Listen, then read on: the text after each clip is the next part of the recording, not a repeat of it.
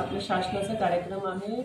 कल्याण येथे 3 तारखेला आपला कार्यक्रम ठेवलेला आहे। त्यामध्ये माननीय मुख्यमंत्री महोदय आणि माननीय उपमुख्यमंत्री महोदय दोन्ही उपस्थित राहणार आहेत। तसेच सर्व लोकप्रतिनिधी उपस्थित राहणार आहेत आणि या कार्यक्रमाचा मुख्य उद्देश आहे की जास्तीत जास्त इंडिव्हिज्युअल लाभार्थी आहे त्यांना लाभ दिला जाईल।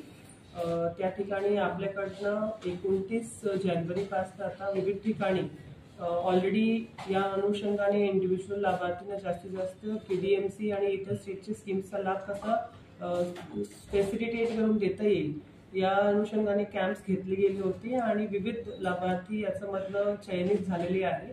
त्यांना लाभ वितरण या कार्यक्रमाच्या माध्यमातून होणार आहे। सोबतच तिकडे वेगवेगळे डिपार्टमेंटचे स्टॉल्स राहतील, तर सगळे जे बेनिफिशरीज आहेत ते तिथे आपल्या स्कीम्सचा जो लाभ आहे तो घेऊ शकतात।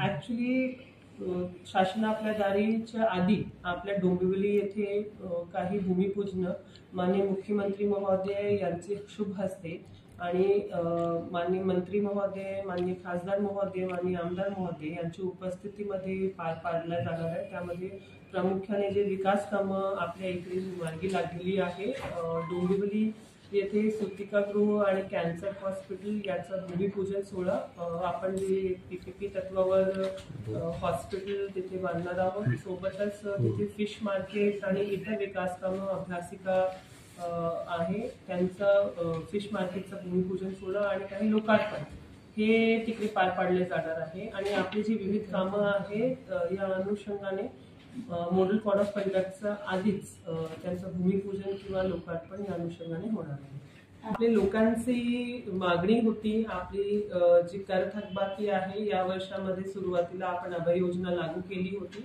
पण तेव्हा आपले पाण्याचे जे बिल होते त्यांचा वाटप झाला नव्हता, म्हणून एक विशेष बाब म्हणून आपण मार्चमध्ये अभय योजना लागू करतोय।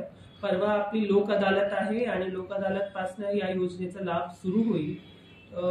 या मार्च एंड पर्यंत स्कीम राहणार आहे आणि सर्व प्रकारचे जे आपले प्रॉपर्टी टॅक्स आहे आणि पाणी बिल आहे यांना ही स्कीम लागू राहणार आणि आज याचा आदेश आमच्या कार्यालयाकडनं काढला जाईल आणि आपल्यालाही त्याचा प्रयत्न वसुलीमध्ये आज रोजी आपली पर्सेंटेज थोडी कमी असल्याने पाणीपट्टी वसुली वाढवण्याच्या दृष्टीने आपले बिल वाटप वेळेवर झाले पाहिजे आणि मग त्या वसुलीसाठी जो पाठपुरावा लागतो तो व्यवस्थितरित्या व्हायला पाहिजे। या अनुषंगाने आपण काही पावलं उचललेली आहे।